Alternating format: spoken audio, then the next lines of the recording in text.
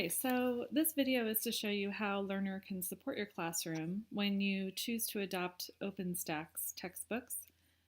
So just a little history about Lrnr and how we came about. I worked for Pearson for several years, and my CEO also worked for Pearson.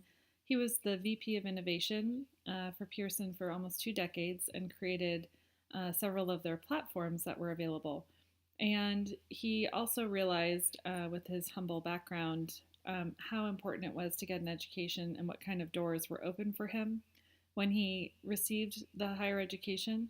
So he wanted to kind of break down the barriers of cost that are happening with students currently and create a platform that supported open ed resources. So he started Lrnr in 2012, and we currently have 57 adoptions across several colleges. And a couple of the disciplines that we offer currently are Intro to Psychology and Intro to Sociology. So I'll just take this moment to go through a couple of the features that are available within the Lrnr platform. The first one is the ability to view the OpenStax textbook. So students can log into Lrnr, and we are directly integrated to Blackboard, Canvas, and Moodle, and they can click on the Learn portion and view the entire contents of the OpenStax textbook. They can go in topic by topic, they can highlight, annotate, and take notes and bookmarks, print their notes, etc. So they can use these highlights to navigate through the textbook.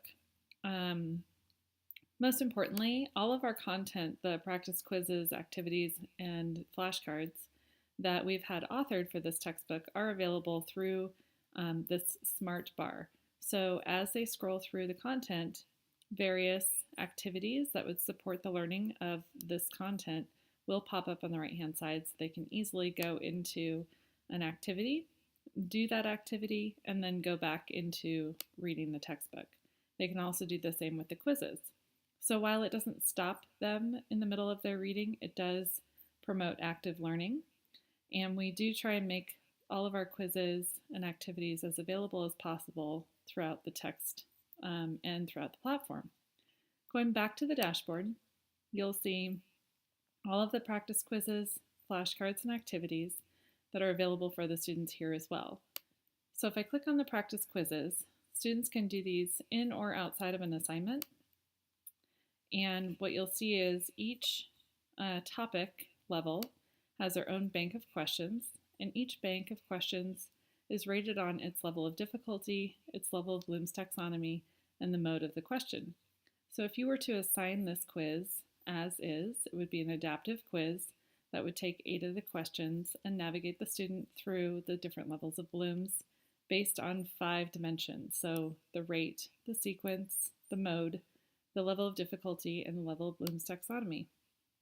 If you want to, you can also choose to take quiz questions out of the banks and use them on their own in a formative or summative assessment.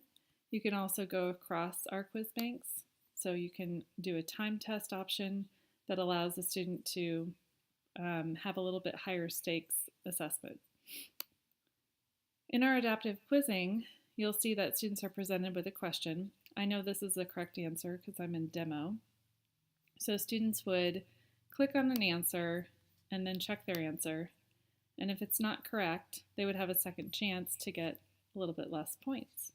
So if I click on this response here, I'll see that it is correct and I get partial points for that. They'll see how they're progressing through the quiz and what level of Bloom's taxonomy they're on. So I'm going to go ahead and go to the next topic, which is our activities. So within the activities, students are able to, again, drill down into different topics and see the activities that we have associated with that topic. So they can do these activities in or outside of an assignment. And we have up to 35 different activity types that we've coded for. So true, false, labeling, organization, matching, all sorts of different activities that help engage the student outside of just reading the book.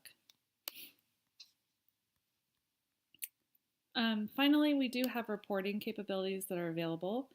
So if you or the student wants to see how they did on a particular activity, they can go in and view their own report that would show them their proficiency, how many activities they did, how many attempts they had on a particular activity, and then the time that they took per question and the details of that particular quiz or activity, to where they could see exactly which questions they got right and which questions they got wrong. Finally, I just wanted to go through the assignment capability for an instructor. Our goal is really to make this assignment capability as flexible as possible, knowing that there are different types of pedagogy out there. So if you're one that does pop quizzes every week and they're done by Scantron, that we can allow you to do the pop quizzes through our platform that will feed the grades directly into your gradebook. If you're one that only does activities and they can do as many tries on those activities as they want, that you can still do that through our platform and again have the grades feed into the gradebook. So to create an assignment is really simple. You click on create, give it a name, select the content that you want within that particular assignment, and then you would give the grading parameters and finally the due dates. You are also allowed to extend out an assignment for students that need extra time on an individual basis. I hope you find that Lrnr is a viable solution for your classroom. Our platform is $35 per student and includes everything that you see.